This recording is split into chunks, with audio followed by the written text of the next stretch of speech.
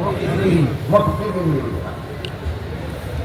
আগে গেল 40 আর পরে 13, 40 আর 13, 53 বছর বয়সে রাসূল করিম সাল্লাল্লাহু আলাইহি ওয়াসাল্লাম মক্কা শরীফ থেকে হিজরত করে মদিনা শরীফে, সেখানে অবস্থান করেছিলেন আরো 10 বছর, এই জীবনের শেষ 10 বছর। সুতরাং মদিনা শরীফ হিজরত করে মদিনা শরীফ চলে যাওয়ার পর আরো যে 10টি বছর সেখানে অবস্থান করেছিলেন, সেই 10 বছরের অবস্থানকালীন জীবন ইতিহাসকে সিরাতুল নবীর ভাষায় মাদানী জিন্দেগি বলা হয়। 13 বছরের মক্কি জিন্দেগি আর 10 বছরের মাদানী জিন্দেগি। 13 বছরের মক্কি জিন্দেগি আর 10 বছরের মাদানী। আমি অতীতে আপনাদেরকে বলছি, 13 বছরের মক্কি জিন্দেগির আলাদা একটা বৈশিষ্ট্য আছে, 10 বছরের মাদানী জিন্দেগির আরো আলাদা একটা বৈশিষ্ট্য। পৃথক পৃথক বৈশিষ্ট্য সহ বলতে সিরাতুন নবীর আলোচনা শোনা বোঝা সার্থক, একাকার করে বোঝার চেষ্টা করলে সফল হবে না, সার্থক হবে না। 13 বছরের মক্কি জিন্দেগির বৈশিষ্ট্য ছিল দিন প্রচার করুন, দিনের দাওয়াত দিন, মানুষের ব্যক্তি জীবন গঠন করুন, পারিবারিক জীবন গঠন করুন। এই পথে যদি কোনো বেদিন কাফির বাধা হয়ে দাঁড়ায়, তাদের প্রতি ভ্রুক্ষেপ করবেন না, তারা যদি অত্যাচার করে প্রতিশোধ নিতে যাবেন না, তারা যদি হামলা করে মোকাবেলা করতে যাবেন না, নীরবে সহ্য করুন আর দাওয়াতের কাজ চালু। এটা ছিল 13 বছরের মক্কি জিন্দেগির বৈশিষ্ট্য। এই সুযোগে মক্কার সন্ত্রাসীরা দীর্ঘ 13টি বছর পর্যন্ত নবীকে এবং নবীর অনুসারী নিরীহ মুসলমানদেরকে অবর্ণনীয় জুলুম অত্যাচার করেছে। যেহেতু মোকাবেলার নির্দেশ নাই, যেহেতু রুখে দাঁড়াবার অনুমতি নাই আল্লাহর পক্ষ থেকে, শুধু সহ্য করার নির্দেশ, সন্ত্রাসীরা শুধু হামলা করত আর মুসলমানেরা শুধু সহ্য করত।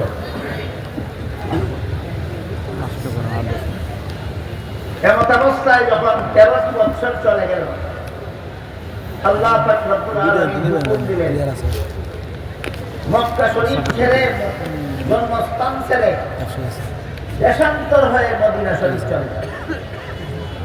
এটাকে ইসলামের পরিভাষায় সিরাতুল নবীর ভাষায় হিজরত বলা হয়। আপনি মক্কা শরীফ থেকে হিজরত করে সঙ্গী সাথী অনুসারী মুসলমানদেরকে নিয়ে মদিনা শরীফ চলে যায়। আল্লাহর হুকুমে 53 বছর বয়সে রাসূল করিম সাল্লাল্লাহু আলাইহি ওয়াসাল্লাম মক্কার অনুসারী মুসলমানদেরকে নিয়ে হিজরত করে মদিনা শরীফ চলে যায়। সেখানে যাওয়ার পরে রাসূল একটা ইসলামী রাষ্ট্র প্রতিষ্ঠা করলেন। এটার নাম উঠলে দেশ রক্ষার ঐক্যের ব্যাপারে রাসূলের আদর্শ বোঝার কল্পনাও করা যাবে না। হিজরত করে মদিনা শরীফ গিয়ে রাসূল একটা রাষ্ট্র প্রতিষ্ঠা করেছিলেন, এইটা আগে বুঝে নিতে হবে।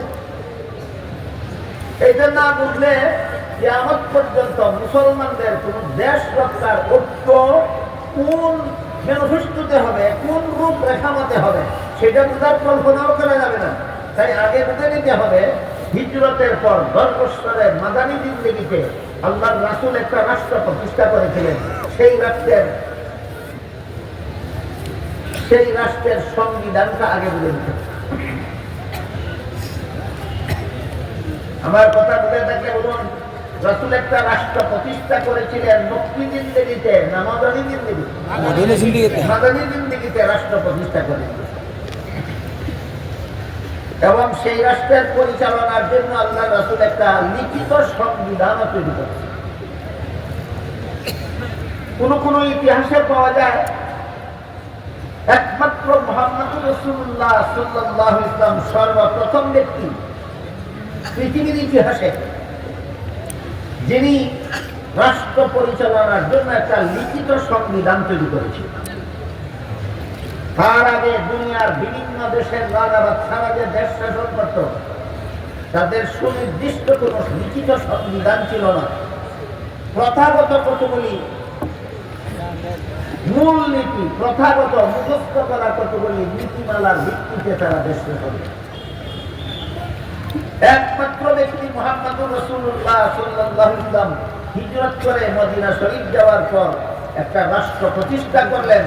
সেই রাষ্ট্রকে পরিচালনার জন্য একটা পরিপূর্ণ সংবিধান তৈরি করলেন।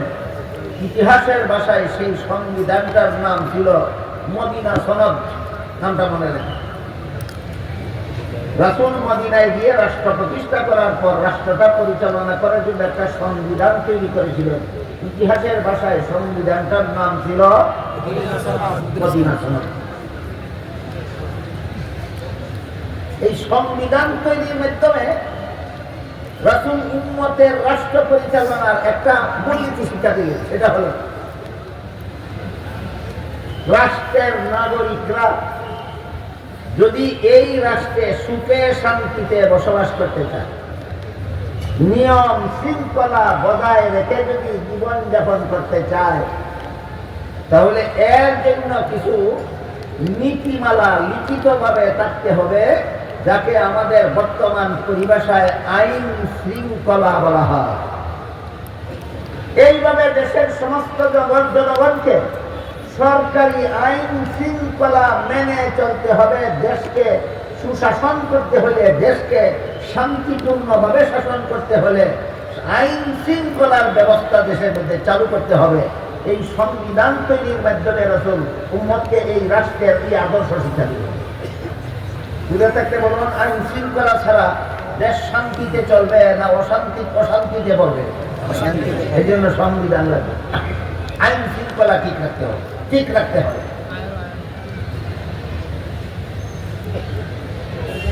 সংবিধানের একটা ধারা ছিল, এই মদিনায় যে সমস্ত মুসলমানেরা বসবাস করে তারা যেভাবে তাদের ইসলাম ধর্ম পালনে স্বাধীন, মদিনায় যে সমস্ত অমুসলিম ইহুদিরা বাস করে তারাও তাদের ধর্ম পালনে স্বাধীন। মদিনা রাষ্ট্রের সংবিধানের একটা ধারা, এই একই রাষ্ট্র মুসলমান নাগরিকেরা যেভাবে তাদের ইসলাম ধর্ম পালনে স্বাধীন, অমুসলিম নাগরিকেরাও তাদের ভিন্ন ধর্ম পালনে স্বাধীন। যে মদিনা সনদের একটা ধারা। আমরা একটু যাচাই করে দেখি ধারাটা কোরআন বিরোধী কিনা। আল্লাহ পাক রব্বুল আলামিন এ মর্মে কোরআনের এক আয়াতে বলেন, লা ইকরাহা ফিদ্দীন, ধর্মের বেলায় বল প্রয়োগ চলবে না। এক দেশে বসবাসকারী সমস্ত ধর্মাবলম্বীরাই আপন আপন ধর্ম পালনে স্বাধীন। কোরআন কি বললো আর মদিনা সনদে কি লেখা হইল? উল্টা পাল্টা? একই কথা। কোরআনে আল্লাহ যেভাবে বলে দিয়েছেন সমস্ত একই দেশে বসবাসকারী সমস্ত ধর্মাবলম্বীরা আপন আপন ধর্ম পালনে স্বাধীন, ঠিক তেমনি ভাবে মদিনা সনদেও আল্লাহ রাসূল, সংবিধানেও আল্লাহ রাসূল এই ধারা সংযুক্ত করে দিলেন, এই দেশের সমস্ত নাগরিকেরা আপন আপন ধর্ম পালনে স্বাধীন।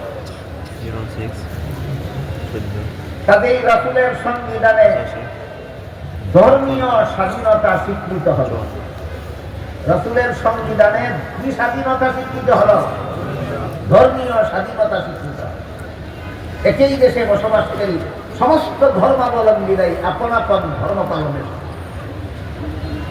এখানে একটা প্রশ্ন জাগতে পারে, সেটা হলো রাসূল মদিনা সনদেও সকল ধর্মাবলম্বীদের ধর্ম পালনের স্বাধীনতা দিলেন, আল্লাহ কোরআনেও একই দেশে বসবাসকারী সকল ধর্মাবলম্বীদের আপন আপন ধর্ম পালনের স্বাধীনতা দিলেন, তাহলে কি সকল ধর্মই আল্লাহর কাছে গ্রহণযোগ্য? এই হল প্রশ্ন। আমি অতীতে একাধিকবার আপনাদেরকে এই প্রশ্নের জবাব দিয়েছি, কিন্তু তারপরও দেখা যায় অনেকে কোরআন হাদিসের সুস্পষ্ট সমাধান জানার পর, বোঝার পরও ব্যতিক্রম করে, লঙ্ঘন করে।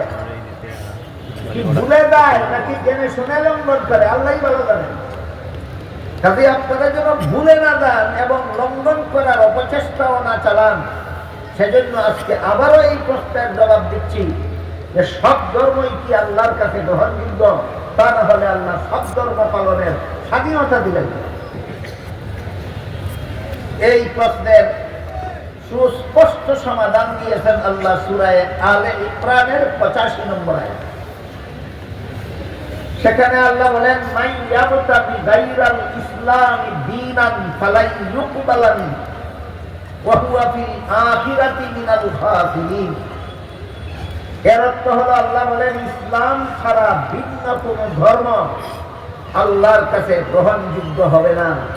ভিন্ন ধর্ম পালনকারীরা পরকালে চিরস্থায়ী জাহান্নামীদের অন্তর্ভুক্ত হবে। তাহলে প্রশ্নের জবাব অস্পষ্ট রইল, সুস্পষ্ট হলো। একমাত্র ইসলাম ছাড়া আর কোন ধর্ম আল্লাহর কাছে গ্রহণযোগ্য নয়। এখন আরো জটিল প্রশ্ন যায়, সেটা হলো ইসলাম ছাড়া আর কোন ধর্মই যদি আল্লাহর কাছে গ্রহণযোগ্য না হয়, তাহলে সেই সব ধর্ম পালনের স্বাধীনতা দিলেন কেন? আর স্বাধীনতাই যদি দিলেন তাহলে গ্রহণযোগ্য হবে না কেন?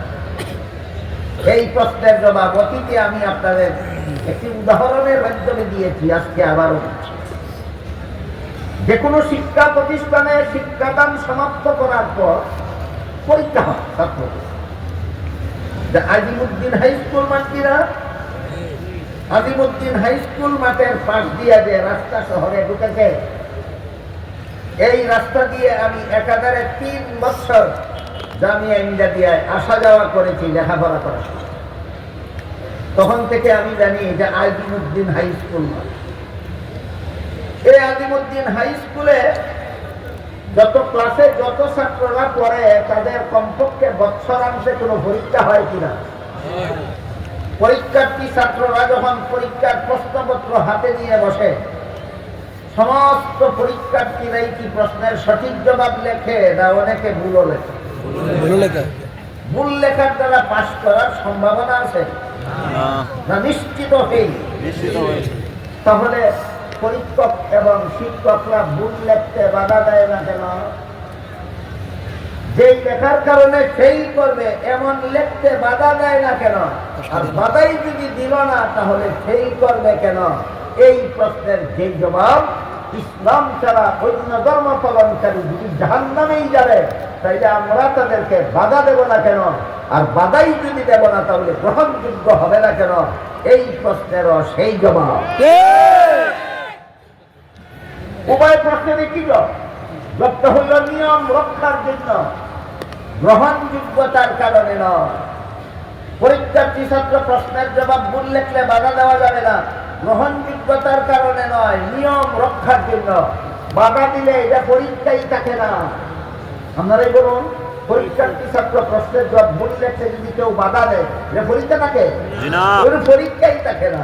সুতরাং এটা পরীক্ষার নিয়ম, বাধা দেওয়া যাবে না ভুল লেখলেও। ঠিক তেমনি ভাবে এইটা দুনিয়ার নিয়ম, ভ্রান্ত ধর্ম পালন করলেও বাধা দেওয়া যাবে না।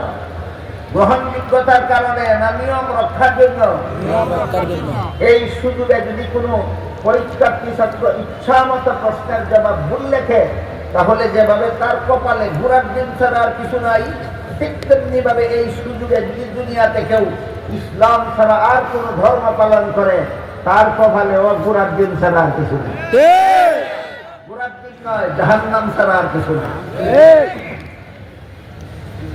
অথচ আমাদের দেশে বেশ কয়েক বছর যাবৎ একটা মস্তানি কথা প্রচার করা হচ্ছে। মস্তানি কথা। কথাটা কি? কথাটা হলো মুসলমানেরা হিন্দুদের পূজার উৎসবে অংশগ্রহণ করে আর বলে ধর্ম যার যার, উৎসব সবার। কয়েক বছর যাবৎ আমাদের দেশে এই কথাটা বলা হচ্ছে কিনা? ধর্ম যার যার, উৎসব সবার। আমি জবাব দেবার আগে জিজ্ঞাসা করতে চাই, ধর্ম যার যার, উৎসব সবারই যদি হয়, তাই বলে যদি মুসলমান দুর্গা পূজার উৎসবে গিয়ে মিষ্টি খেতে পারে, তাহলে তো হিন্দুরাও মুসলমানের ঈদুল আজহার উৎসবে এসে গরুর গোশত খেতে পারে। হে বেহায়া বেলাদা মুসলমানের দল, যারা হিন্দুদের দুর্গা পূজার উৎসবে অংশগ্রহণ করো, তোমরা হিন্দুদেরকেও গরু খাওয়ার উৎসবে অংশগ্রহণ করো, যেহেতু ধর্ম যার যার। আমি বলি এটা একটা মস্তানি স্লোগান, যে কোনো বিবেকবানের স্লোগান নয়, মস্তানি স্লোগান। কেউ যদি বলে কৃষিকাজ যার যার ফসল সবার, মানবে কোনো পাগলে? কেউ যদি বলে ব্যবসা যার যার মুনাফা সবার, মানবে কোনো ছাগলে? কেউ যদি বলে চাকুরি যার যার বেতন সবার, মানবে? কেউ যদি কয় বিয়া যার যার বউ সবার, তাহলে মানবে না? মানবে না, মানবে না। তাহলে এই কথাগুলি বিবেকবানের কথা না মস্তানি? মস্তানি কথা। এই কথাগুলি যেমন মস্তানি, তেমনি ভাবে ধর্ম যার যার উৎসব সবার, একটা চরম মস্তানি কথা। বরং কৃষিকাজ যার ফসল তার, কৃষিকাজ যার ফসল তার, ব্যবসা যার মুনাফা তার, চাকুরি যার বেতন তার, বিয়া যার বউ তার, ধর্ম যার উৎসব তার, ধর্ম যার উৎসব। এই ধরনের মস্তানীয় ধর্ম নিয়ে এই দেশে চলে। কেন? সিরাতুন নবীর আদর্শ বিস্তারিত ভাবে আলোচনা না হওয়া অথবা ভালোভাবে না বোঝার কারণে। আল্লাহ কোরআনেও সমস্ত ধর্মাবলম্বীদের আপন আপন ধর্ম পালনের স্বাধীনতা দিয়েছেন। সিরাতুন নবীর আলোচনায় দেখা গেল রাসূলও ঐতিহাসিক মদিনা সনদ, রাসূলের প্রতিষ্ঠিত দেশের সংবিধানেও সমস্ত ধর্মাবলম্বীদের আপন আপন ধর্ম পালনের স্বাধীনতা দিয়েছেন। ধর্ম যার যার উৎসব সবার বোঝাবার জন্য নয়, ধর্ম যার উৎসব তার বোঝাবার জন্য। এই মদিনা সনদের আরেকটা দান, এই রাষ্ট্রে যত মুসলমান অমুসলমান বাস করবে সবাই একই দেশের নাগরিক বলে গণ্য হবে। রাসূলের প্রতিষ্ঠিত রাষ্ট্রে মুসলমান অমুসলমান নির্বিশেষে যত মানুষ বাস করবে সকলেই একই দেশের নাগরিক গণ্য হবে, একই দেশের নাগরিক গণ্য হবে। মুসলমানেরাও রাসূলের প্রতিষ্ঠিত দেশের নাগরিক, ইহুদিরাও রাসূলের প্রতিষ্ঠিত দেশের নাগরিক। বলেন সমস্ত ধর্মাবলম্বীরা কত দেশের নাগরিক? একই দেশের। এটাও মদিনা সনদের একটা উপধারা। এরপরে সেই মদিনা সনদে আরো উল্লেখ ছিল, যেহেতু আমরা মুসলমান অমুসলমান নির্বিশেষে সকলেই একই দেশের নাগরিক, কাজেই বাইরের কোন শত্রু যদি এই দেশের কোন মুসলমানের উপর হামলা করে, একই দেশের নাগরিক হওয়ার কারণে ইহুদিদেরকেও মুসলমানের পক্ষ হয়ে বাইরের শত্রুদের বিরুদ্ধে লড়াই করতে হবে। আর বাইরের কোন শত্রু যদি এই দেশের ইহুদি নাগরিকের উপর হামলা করে, তাহলে একই দেশের নাগরিক হওয়ার কারণে মুসলমানেরাও ইহুদিদের পক্ষ হয়ে বাইরের শত্রুর মোকাবেলা করতে হবে। রাসূলের মদিনা সনদে আমাদের বর্তমান বাংলাদেশের ঐক্যের রূপরেখা পাওয়া যায় কিনা? এটা ঈমান রক্ষার ঈমান রক্ষার জন্য ঐক্যের রূপরেখা নয়, এটা দেশ রক্ষার জন্য ঐক্যের রূপরেখা। রাসূলের সেই মদিনা সনদের আদর্শ মতো বাংলাদেশের জাতীয় ঐক্য কিভাবে হতে হবে এবার শুনুন। বাংলাদেশের সব দেশটাকে শান্তিপূর্ণভাবে শাসন করার জন্য শান্তির আইন প্রণয়ন করতে হবে। কিসের আইন? শান্তির আইন প্রণয়ন করতে হবে। মদিনা সনদের আইনগুলি ছিল অশান্তি না শান্তি? ওই জায়গায় যদি আদর্শ মানি, তাহলে বাংলাদেশটাকে একটা শান্তির দেশ বানাতে হলে আইন প্রণয়ন করতে হবে অশান্তি না শান্তি? শান্তি। তখন শান্তির আইন আর অশান্তির আইন আমি আপনাদেরকে বোঝাই কি হবে। ছোট্ট একটা উদাহরণ দিচ্ছি শুনুন। ধরুন কোন একটা ঘাতক আদালতের বিচারকের বাবাকে হত্যা করে, হত্যাকারীকে ঘাতক, খুনি খুনি একটা খুনি আদালতের বিচারক যিনি তার বাপরে হত্যা করছে অন্যায় করে। এখন শান্তির আইন বলে হত্যাকারী প্রাণদণ্ড। শান্তির আইনে কি কয়? হত্যাকারী প্রাণদণ্ড। কেন? আল্লাহ কোরআনে বলেন ওয়ালাকুম ফিল কিসাসি হায়াতুন ইয়া উলিল আলবাব। হত্যাকারীকে প্রাণদণ্ড দেওয়াটাই হলো দেশের কুনাকুনি, দেশের জনগণকে কুনাকুনির হাত থেকে রক্ষা করার একমাত্র ব্যবস্থা। খুনিরে হত্যা করো, সরকারেরা খুনিরে হত্যা করো যদি দেশের খুন খারাপি বন্ধ করতে চাও। এটা শান্তির একটা আইন, শান্তির একটা আইন। খুনিরে মাফ করে দেওয়া শান্তির আইন, খুনিকে হত্যা করা শান্তির আইন। খুনিকে হত্যা করা এইটা বুঝাবার জন্য আরেকটা উদাহরণ দিচ্ছি। ধরেন একটা কথা, আপনার আঙুলে ক্যান্সার হল। আমি দোয়া করি আপনাদের কারো শরীরে কোনোদিন যেন ক্যান্সার না হয়। বুঝাবার জন্য বলছি, ধরুন আপনার আঙুলে ক্যান্সার হইল, চিকিৎসার জন্য গেলেন, ডাক্তার পরীক্ষা নিরীক্ষা করে বললেন এই আঙুলটা কেটে ফেলে দিতে হবে, এছাড়া আপনার দেহকে ক্যান্সারের আক্রমণ থেকে রক্ষা করার আর কোন ব্যবস্থা নেই।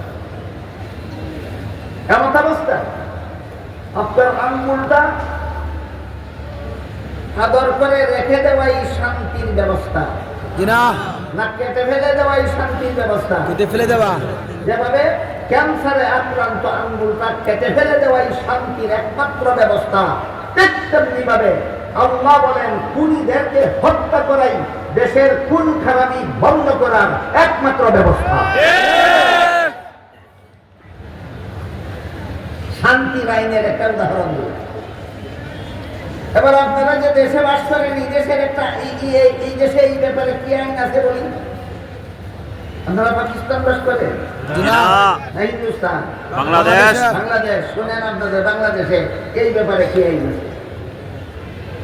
বাংলাদেশে এই ব্যাপারে আইন আছে, কোন খুনি যদি কোনো নির্দোষ মানুষকে হত্যা করে আর আদালত যদি খুনিকে প্রাণদণ্ডের আদেশ দেয়, খুনির অধিকার আছে প্রেসিডেন্টের কাছে প্রাণ ভিক্ষা করা। প্রেসিডেন্টের গুলির মধ্যে প্রাণ কতগুলি থাকে আপনারা বলুন? খুনি যে প্রেসিডেন্টের কাছে প্রাণ ভিক্ষা করার অধিকার পাইল, প্রেসিডেন্টের গুলির মধ্যে প্রাণ কটা থাকে? নিজের প্রাণের মালিককে আল্লাহ, আরেকজনের প্রাণ ভিক্ষা দিব করতে গেলে। এগুলি শান্তির আইন না শান্তি ভঙ্গের আইন? শান্তি ভঙ্গের আইন। আসলে থেকে একটু পরে বলবো, শুনবো। খুনির যেহেতু অধিকার আছে প্রেসিডেন্টের কাছে প্রাণ ভিক্ষা করার, তাই আদালত খুনির বিরুদ্ধে ফাঁসির হুকুম দেওয়ার পরেও যদি নির্ধারিত সময়ের ভিতরে খুনি প্রেসিডেন্টের কাছে প্রাণ ভিক্ষা চান, আর প্রেসিডেন্ট যদি বলে আমি তোমাকে প্রাণ ভিক্ষা দিলাম, তাহলে আদালতের অধিকার নাই এই খুনিকে প্রাণদণ্ড দেওয়া। এবার আপনারাই বলুন, খুনি যদি প্রেসিডেন্টের কাছ থেকে প্রাণ ভিক্ষা পেয়ে খালাস পেয়ে যায়, এই সমাজে খুন খারাপি কখন বন্ধ হবে? বন্ধ হবে না, বন্ধ হবে না, আরো বেশি চালু হবে, আরো বেশি চালু হবে। রাসূলের মদিনা সনদ কি শিক্ষা দিছিল? অশান্তির আইনে দেশ শাসন করো না শান্তির আইনে দেশ শাসন করো? শান্তির আইনে, শান্তির আইনে দেশ শাসন করো। এইরকম আইন শৃঙ্খলা দেশের সমস্ত নাগরিক, মুসলমান অমুসলমান নির্বিশেষে দেশের সমস্ত নাগরিককে মেনে নিতে হবে যদি শান্তির দেশ গঠন করতে চাও।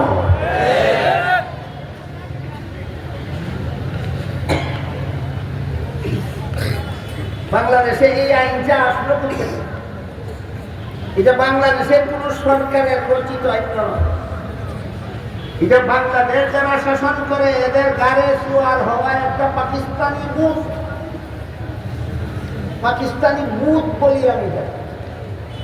পাকিস্তান, বাংলাদেশটা পাকিস্তান থাকা অবস্থায় বাংলাদেশ হওয়ার আগেই আদালতে এই আইনটা চালু ছিল। খুনি যদি প্রেসিডেন্টের কাছে প্রাণ ভিক্ষা চায় আর প্রেসিডেন্ট যদি খুনিকে প্রাণ ভিক্ষা দেওয়ার ঘোষণা দিয়ে দেয়, তাহলে খুনিকে আর ফাঁসি দেওয়া যাবে না। আগে করছিল একটা খুন, এখন সাহস পায় যেন আরো 10টা খুন মারা। বলেন আইনের নামে এই মুখ কোন দেশ থেকে আমদানি করা? পাকিস্তান থেকে আমদানি করা। এই পাকিস্তানি আদালতের মুখ এখনো বাংলাদেশ যারা শাসন করে এদের ঘাড়ে বসা। পাকিস্তানি ভূত যদি ঘাট থেকে না নামাও, নেতা নেত্রী পাল্টাইলে কোনো কাজ হবে না, নীতি পাল্টাতে হবে। নেতা পাল্টাইলে দেশে শান্তি হয় না, নেত্রী পাল্টাইলে দেশে শান্তি হয় না। অশান্তির আইন পাল্টাইয়া শান্তির আইন প্রতিষ্ঠা করতে হবে। দেশের মানুষকে শান্তিতে বসবাস করার সুযোগ সুবিধা দেওয়া হবে।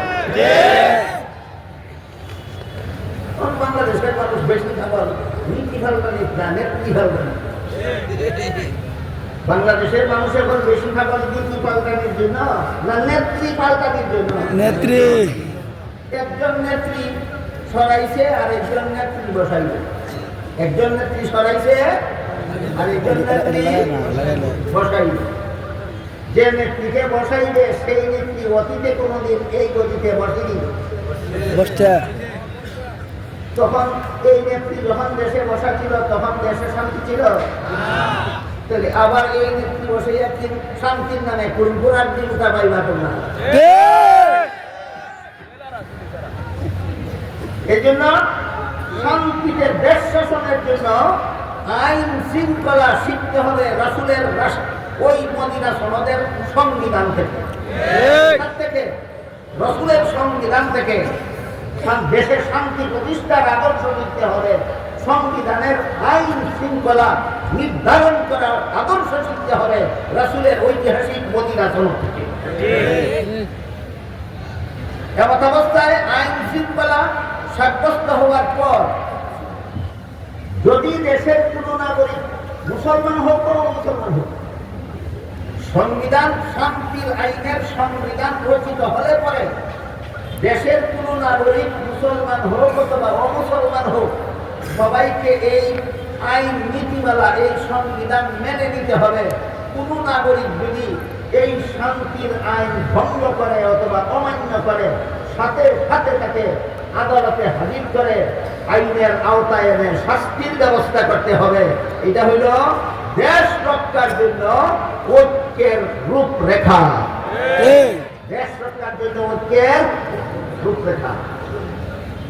রাসূলের মদিনা সনদের দুই একটা ধারা এর আলোকে যদি আপনারা বুঝে থাকেন কথাগুলি, তাহলে বলুন এটা ঈমান রক্ষার জন্য ঐক্যের রূপরেখা না দেশ রক্ষার জন্য ঐক্যের রূপরেখা? দেশ রক্ষার জন্য ঐক্যের রূপরেখা। এই ঐক্য শুধু মুসলমানে হয় না, এই ঐক্য দেশের সমস্ত নাগরিকের মাধ্যমে এই ঐক্য হয়। চাই তুমি মুসলমান হও, চাই তুমি অমুসলমান হও, আমরা সবাই এক দেশের নাগরিক হিসাবে আমরা ঐক্যবদ্ধ। আমরা সবাই শান্তির আইন শৃঙ্খলা মেনে নেব। আমাদের তো আইন শৃঙ্খলা লঙ্ঘন করলে আদালতের বিচারের মুখোমুখি হতে ব্যস্ত থাকবো। আমাদেরকে উচ্ছৃঙ্খল হলে আর সরকার তার বিচার করবে, বিচার মেনে নিতে বাধ্য থাকবো। আমাদের কোনো মুসলমানের উপর অথবা কোনো অমুসলমানের উপর বাইরের শত্রুর চক্রান্ত হলে, বাইরের শত্রুর কোনো দেশ নষ্ট করার, দেশে বিশৃঙ্খলা সৃষ্টি করার, দেশের অর্থনীতি পণ্য করে দেওয়ার, দেশকে ধ্বংসের মুখে ঠেলে দেওয়ার মতো কোনো চক্রান্ত যদি দেশের বাইরের কোনো শত্রু করে, তাইলে দেশের মুসলমান অমুসলমান ঐক্যবদ্ধভাবে বাইরের শত্রুর মোকাবেলা করব। এই হইল দেশ রক্ষার জন্য ঐক্যের রূপরেখা, যা ঐতিহাসিক মদিনা সনদ থেকে আমরা গ্রহণ করতে পারি।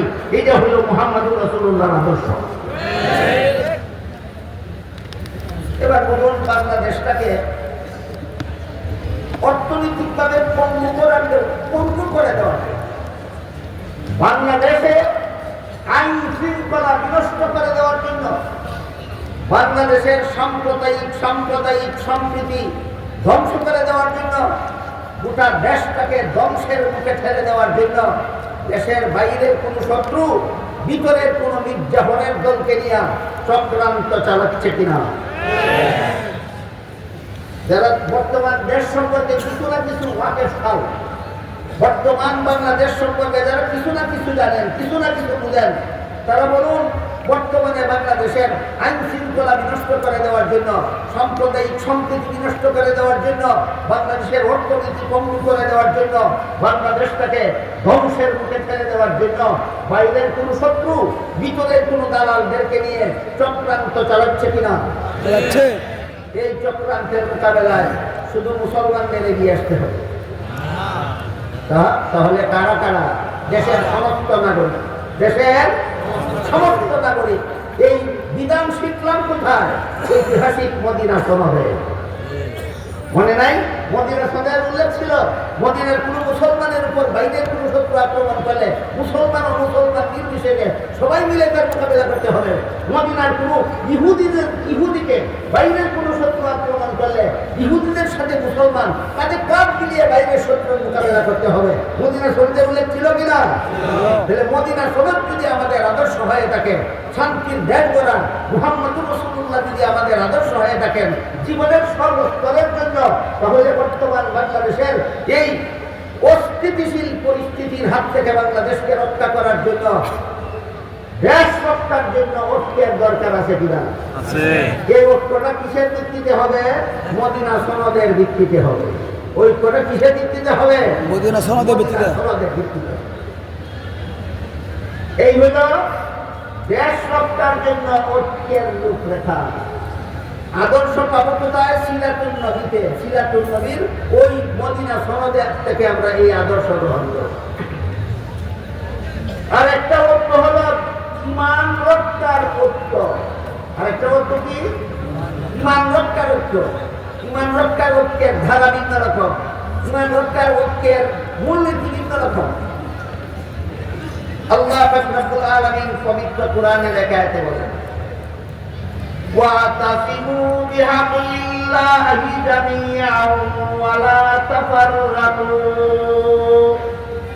এখানে আল্লাহ মুমিন মুসলমানদেরকে সম্বোধন করে বলেছেন, বলেন হে মুমিন মুসলমানেরা, তোমরা আল্লাহর রশিকে শক্তভাবে ধারণ করার মাধ্যমে ঐক্যবদ্ধ হও। এটা দেশ রক্ষার ঐক্য নয়, এটা ঈমান রক্ষার ঐক্য।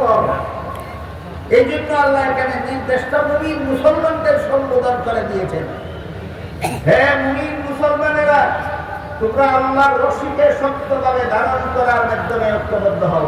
এখানে আল্লাহর রশি, হাবলুল্লাহ, এই শব্দটা মূল অর্থে আল্লাহ ব্যবহার করেননি, রূপক অর্থে ব্যবহার করেছেন। ঈমান রক্ষার জন্য আল্লাহ মুসলমানদেরকে যে ঐক্যের নির্দেশ দিয়েছেন, এই ঐক্যের একটা প্ল্যাটফর্ম আল্লাহর ভাষায় বলে দিয়েছেন। প্ল্যাটফর্মটার নাম হলো হাবলুল্লাহ। ভুলে যাবেন না, হাবলুল্লাহর অর্থ একটু করে শুনবেন ইনশাআল্লাহ। ঈমান রক্ষার জন্য মুসলমানেরা যে ঐক্যবদ্ধ হবে, ঐক্যবদ্ধ হওয়ার প্ল্যাটফর্ম আল্লাহ বলে দিয়েছেন।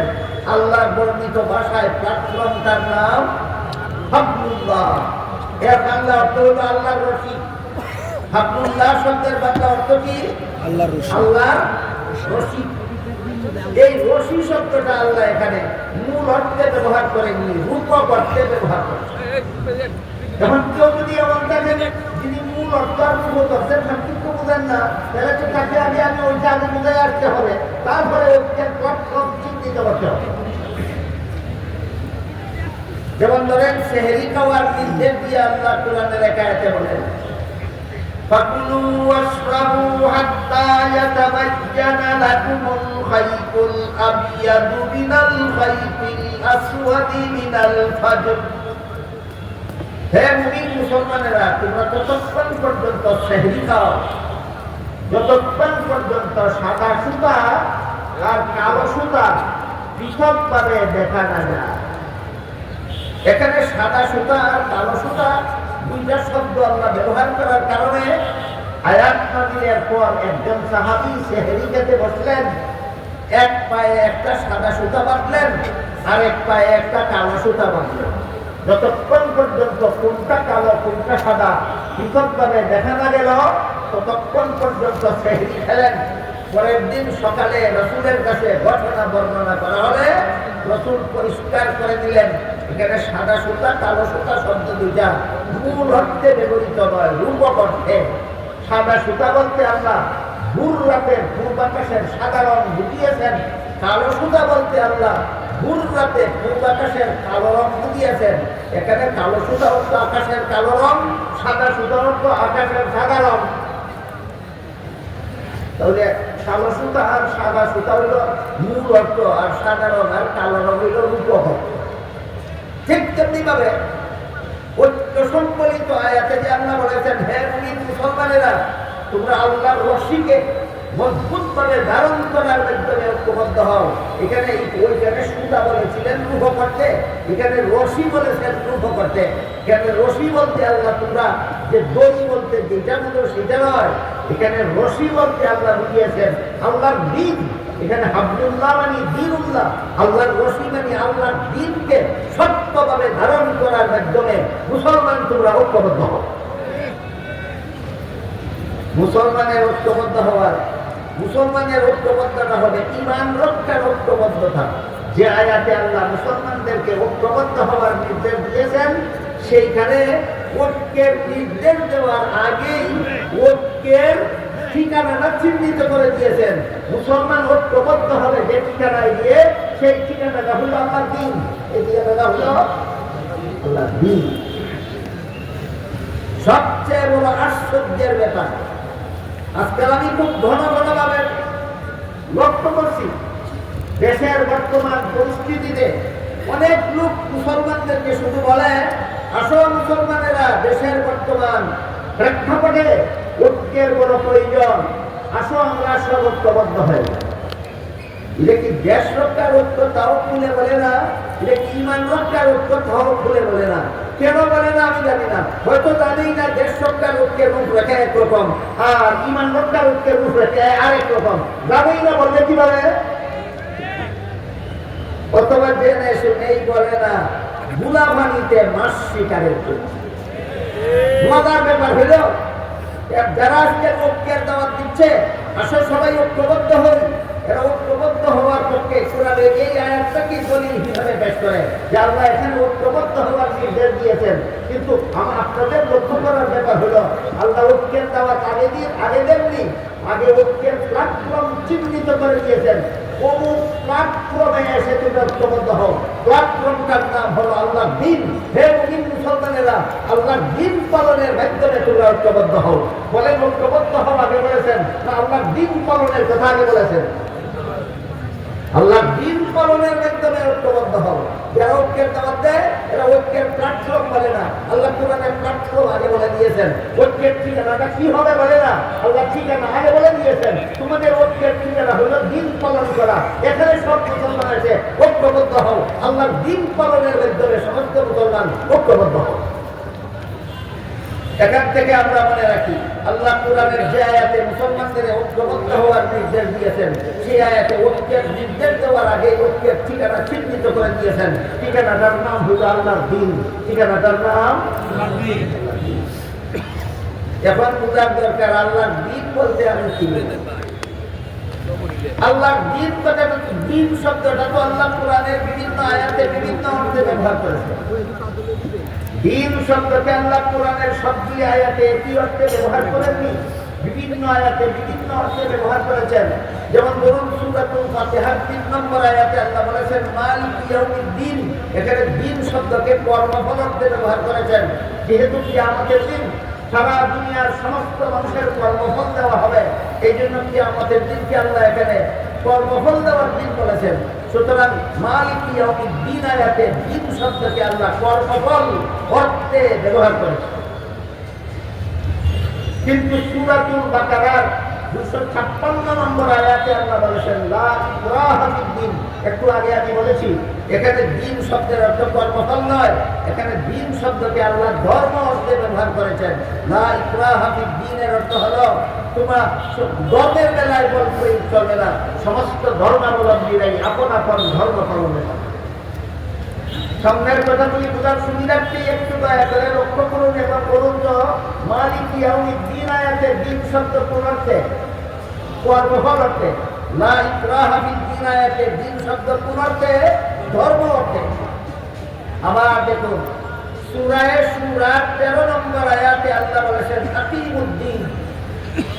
এখানে দিন শব্দকে কর্মফল অর্থেও নয়, এখানে দিন শব্দকে ধর্ম অর্থেও নয়, এখানে আল্লাহ দিন শব্দকে ইসলামের সহি আকীদা অর্থে ব্যবহার করেছেন। আকিমুদ্দিনের অর্থ হলো তোমরা ইসলামের সহি আকীদায় অটল থাকো। সহি আকীদা শব্দ দুইটাই আরবি, কোরআনের ভাষা, সমাজে প্রচলিত আছে, কিন্তু আরবি ভাষাটাই বলে দিলাম। তারপরও যদি কারো ভাষাটা আরবি হওয়ার কারণে বুঝতে অসুবিধা হয়, বাংলায় বলছি। এখানে দিন শব্দকে আল্লাহ ইসলামের বিশুদ্ধ মতবাদ অর্থে ব্যবহার করেছেন। আকিমুদ্দিনের অর্থ হলো হে মুসলমানেরা, তোমরা ইসলামের বিশুদ্ধ মতবাদে অটল থাকো। মেহরবানি করে সামনের কথাগুলি পরিষ্কারভাবে বোঝার স্বার্থেই একটু স্মরণ রাখার চেষ্টা করুন। মালিক ইয়াউমিদ্দিন আয়াতে দিন অর্থ কর্মফল, লা ইকরাহা ফিদ্দিন আয়াতে দিন অর্থ ধর্ম, আকিমুদ্দিন আয়াতে দিন অর্থ ইসলামের বিশুদ্ধ মতবাদ। আকিমুদ্দিন আয়াতে দিন অর্থ ইসলামের বিশুদ্ধ মতবাদ। আসসালামু আলাইকুম। আবার সূরা মায়েদার ৩ নম্বর আয়াতে আল্লাহ বলেছেন আল ইয়াউমা আকমালতু লাকুম দীনাকুম। এখানে দিন অর্থ কর্মফল নয়, এখানে দিন অর্থ ধর্ম নয়, এখানে দিন অর্থ সহি আকীদাও নয়, এখানে আল্লাহ দিন শব্দকে ইসলামের বিধিবিধান অর্থে ব্যবহার করেছেন। আকমালতু লাকুম দীনাকুম আয়াতের অর্থ হলো তোমাদের ইসলামের বিধিবিধানকে আমি আল্লাহ পরিপূর্ণ করে দিলাম। আমরা তো একটা উদাহরণ দিলাম। কি বললেন? সবগুলি আয়াতে আল্লাহ শব্দকে একই অর্থে ব্যবহার করেন না বিভিন্ন আয়াতে বিভিন্ন অর্থে? এই জন্য কোরআনে যে আল্লাহ বললেন তোমরা দিন পালনের মাধ্যমে প্রবদ্ধ হও, কি হবে সেই দিনের রূপরেখা, কি হবে সেই দিনের পরিপূর্ণ সংজ্ঞা, কি হবে সেই দিনের কমপ্লিট ডেফিনেশন, এই প্রশ্নের জবাব পাওয়া যায় রাসূল করিম সাল্লাল্লাহু আলাইহি ওয়াসাল্লামের একটি হাদিস। এই হাদিসটা মুহাদ্দিসিনে কেরামের পরিভাষায় এই হাদিসটাকে হাদিসে জিবরীল বলা হয়। কারণ ওই হাদিসে উল্লেখ আছে জিবরীল ফেরেশতা একজন অচেনা মানুষের আকৃতি ধারণ করে রাসূল করিম সাল্লাল্লাহু আলাইহি ওয়াসাল্লামের কাছে এসেছিলেন, মুখোমুখি হয়ে বসেছিলেন, রাসূলকে কতগুলি প্রশ্ন করেছিলেন। জবাব দেওয়ার পর জিবরীল চলে গেলে পরে রাসূল উপস্থিত সাহাবাদের জিজ্ঞেস করেছিলেন, কোন লোকটা এসে আমার সাথে প্রত্যুত্তর করে চলে গেল, তোমরা কি চিনতে পেরেছো? সাহাবাগণ বলেন আমরা চিনতে পারিনি, কারণ জিবরীল এসেছিলেন একজন অচেনা মানুষের আকৃতি ধারণ করে, এই জন্য সাহাবাগণ বলেন আমরা চিনতে পারিনি। রাসূল বলেন তিনি জিবরীল ফেরেশতা এসেছিলেন, আমার সাথে প্রত্যুত্তর করবেন আর এর মাধ্যমে তোমাদেরকে তোমাদের পরিপূর্ণ দ্বীন শিক্ষা দেবেন। তাহলে হাদিসে জিবরীলে আমরা পাবো আমাদের পরিপূর্ণ দ্বীন কোন জিনিসের নাম, যা পালনের মাধ্যমে আল্লাহ আমাদেরকে ঈমান রক্ষার জন্য ঐক্যবদ্ধ হতে বলেছেন। আমার কথাগুলি বুঝে থাকলে বলুন, দেশ রক্ষার ঐক্যের রূপরেখা আর ঈমান রক্ষার ঐক্যের রূপরেখা সেম সেম না ডিফারেন্স আছে? দেশ রক্ষার ঐক্যের রূপরেখা আছে ঐতিহাসিক মদিনা সনদে, ঈমান রক্ষার ঐক্যের রূপরেখা আছে হাদিসে জিবরীলে। ঈমান রক্ষার ঐক্যের রূপরেখা কোথায় আছে? হাদিসে জিবরীলে। রাসূল বলেন জিবরীল এসেছিলেন, আমাকে প্রশ্ন করবেন, আমি জবাব দেব, এর মাধ্যমে তোমরা তোমাদের পরিপূর্ণ দ্বীন শিখে নেবে। তাই দ্বীন শিখার মতো তিনটা প্রশ্ন আছে এখানে, দ্বীন শিখার মতো এই তিনটা প্রশ্ন এবং জবাবগুলি আমরা আগে একটু বলি। এর আগে আমার জন্য একটু সুবিধা হয়, আপনারা কত মিনিট ধৈর্যের সাথে বসে শুনবেন, আর কর্তৃপক্ষের অনুষ্ঠান সূচিতে আমার আর কত মিনিট আছে, এই দুই কথাটা জানাইলে আমি আলোচনাটা সেই অনুপাতে করতে সুবিধা হবে। আপনারা আর কত মিনিট ধৈর্যের সাথে শোনার জন্য বসতে রাজি? কমপক্ষে আধা ঘন্টা। হ্যাঁ, আধা ঘন্টার জন্য আপাতত আধা ঘন্টার জন্য মানসিকভাবে প্রস্তুতি নিয়ে বসুন। এবার আমরা একটা একটা করে জিবরীলের প্রশ্নগুলি, যে প্রশ্নের জবাবে আমাদের পরিপূর্ণ দ্বীন শিক্ষা দেওয়া হয়েছে, সেই প্রশ্নগুলি জবাব সহ আমরা একটু শোনার বুঝাতে। এই তিন প্রশ্নের মধ্যে জিবরীল রাসূলকে একটা প্রশ্ন এই করেছিলেন, মাল ঈমান, এর অর্থ হলো ঈমান কাকে বলে? মাল ঈমান অর্থ ঈমান কাকে বলে? জবাবে রাসূল বলে দিলেন 6টা কথা বিশ্বাস করার নাম না। জবাবে কি বলে দিলেন রাসূল? কত কথা বিশ্বাস করার নাম না? 6 কথা। 1 নম্বরে আমি আল্লাহ বিশ্বাস করি, 2 নম্বরে আমি ফেরেশতাতে বিশ্বাসী, 3 নম্বরে আমি আসমানি কিতাব তথা কোরআনে বিশ্বাসী, 4 নম্বরে আমি আল্লাহর প্রেরিত নবী রাসূলগণে বিশ্বাসী, 5 নম্বরে আমি আল্লাহর নির্ধারিত ভাগ্য তালিকাতে বিশ্বাসী, 6 নম্বরে আমি পরকালের চিরস্থায়ী জীবনে বিশ্বাসী। কটা হলো? 6টা। এই 6টা হলো ঈমানের মূল কথা। জিবরিলের এই প্রশ্নের জবাবে রাসূল তার উম্মতকে ঈমানের 6টা মূল কথা বলে দিলেন। এর সাথে কোরআন হাদিসে বর্ণিত আরো অনেকগুলি আনুষঙ্গিক কথা। 6টা মূল কথার সাথে আরো অনেকগুলি আনুষঙ্গিক কথা আছে। সবগুলি 6টা মূল কথার সাথে আরো যত আনুষঙ্গিক কথা কোরআন হাদিসে বর্ণিত আছে সবগুলিকে সবিস্তারে দলিল প্রমাণ সহ আকাবিরিনে উম্মত একটা ফন্নে মুতাব্বত করেছেন, একটা শাস্ত্রে বিন্যস্ত করেছেন। আকাবিরিনে উম্মত আবার শব্দটা আমি বলে ফেললাম, বাংলায় উম্মতের শীর্ষস্থানীয় আলেমগণ। উম্মতের শীর্ষস্থানীয় আলেমগণ রাসূলের বর্ণিত 6টা মূল কথার সাথে আরো যত আনুষঙ্গিক কথা আছে সবগুলিকে সবিস্তারে দলিল প্রমাণ সহ একটি শাস্ত্রে বিন্যস্ত করেছেন। শাস্ত্রটাকে পরিভাষাগতভাবে ইলমে আকাইদ বলা হয়, ইলমে কালাম বলা হয়। সারমর্ম হলো জিবরিলের প্রথম প্রশ্নের জবাবে রাসূল তার উম্মতকে ইলমে আকাইদ শিক্ষা দিলেন।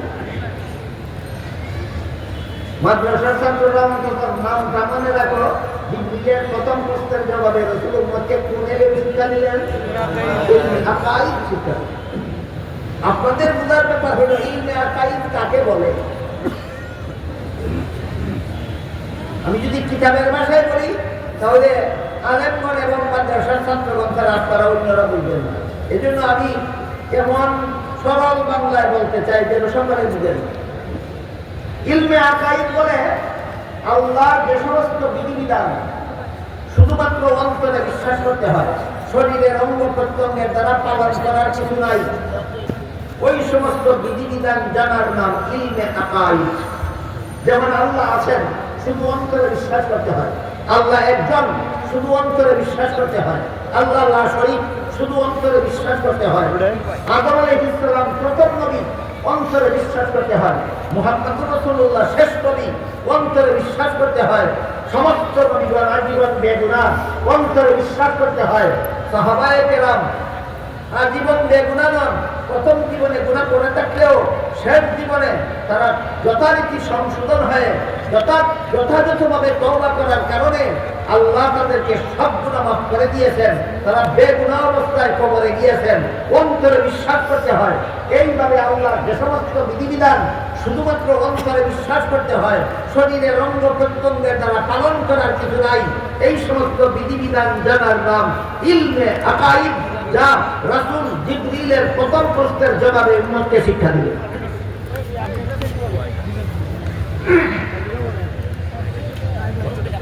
এবার জিবরিল 2 নম্বর প্রশ্ন করে, মাল ইসলাম, ইসলাম কাকে বলে? প্রথম প্রশ্ন কি ছিল? ঈমান কাকে বলে? জবাবে রাসূল ঈমানের 6টা মূল কথা বলে দিয়েছিল। দ্বিতীয় প্রশ্ন হলো ইসলাম কাকে বলে?